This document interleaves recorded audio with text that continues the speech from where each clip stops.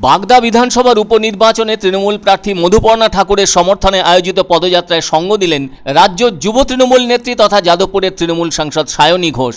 এদিন ওখানকার গাড়াপোতা কালী মন্দিরে পুজো দিলেন সাংসদ। গোবরাপুর থেকে কমলাবাগান পর্যন্ত পদযাত্রা অনুষ্ঠিত হয়। উল্লেখ্য, 10ই জুলাই বাগদা বিধানসভার উপনির্বাচন, আর সেজন্য চলছে জোর প্রচার।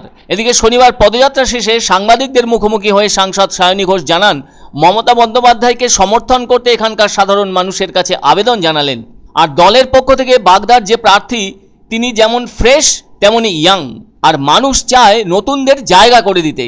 নিশ্চয়ই মনে আছে আপনাদের, কয়েকদিন আগে মধুপর্ণা অনশনও করেছেন।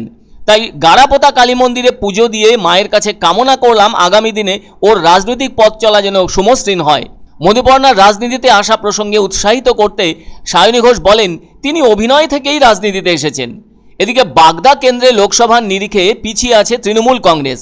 এ ব্যাপারে সায়নী বলেন, পিছিয়ে থাকা ভোটের ডাবল হবে বিধানসভা উপনির্বাচনে। 40,000 ভোটে জয়ী হওয়ার কথা আগাম জানিয়ে দেন সাংসদ সায়নী ঘোষ। বলা যায়, বাগদা উপনির্বাচনে জিততে মরিয়া তৃণমূল নেতৃত্ব। সেজন্য দলের পক্ষ থেকে কৌশলগত বদলও আনা হয়েছে। আর তাই মতুয়াদের গড়ে ঘাসের ওপর জোড়াফুল ফোটাতে চেয়েছেন তৃণমূল নেতৃত্ব। একটা কথা বলতেই হচ্ছে, লোকসভা নির্বাচনে বিজেপির বাংলায় ভরাডুবি হলেও বনগাঁ লোকসভায় জিতেছে বিজেপি।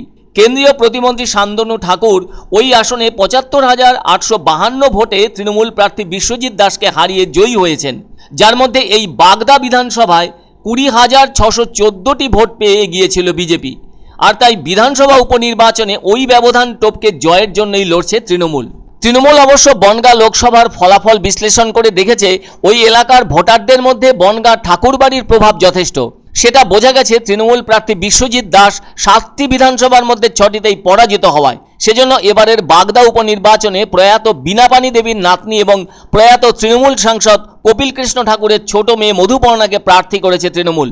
এদিকে বাগদা বিধানসভার উপনির্বাচনে বিজেপি প্রার্থী রয়েছেন বিনয় কুমার বিশ্বাস।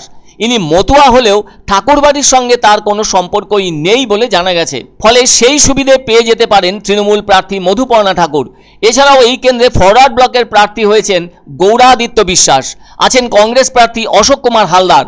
4 জন প্রার্থী থাকলেও মূল প্রতিদ্বন্দ্বিতা হবে তৃণমূল ও বিজেপির মধ্যে। তবে তৃণমূল ওই কেন্দ্রের দায়িত্ব দিয়েছে ব্যারাকপুরের সাংসদ পার্থ ভৌমিক, বিধানসভার মুখ্য সচেতক নির্মল ঘোষ, জেলা পরিষদের সভাধিপতি তথা অশোকনগরের বিধায়ক নারায়ণ গোস্বামী এবং দমকল মন্ত্রী সুজিত বসুকে। আর ছোট ছোট ঘরোয়া বৈঠকের উপরই জোর দিয়েছে তৃণমূল।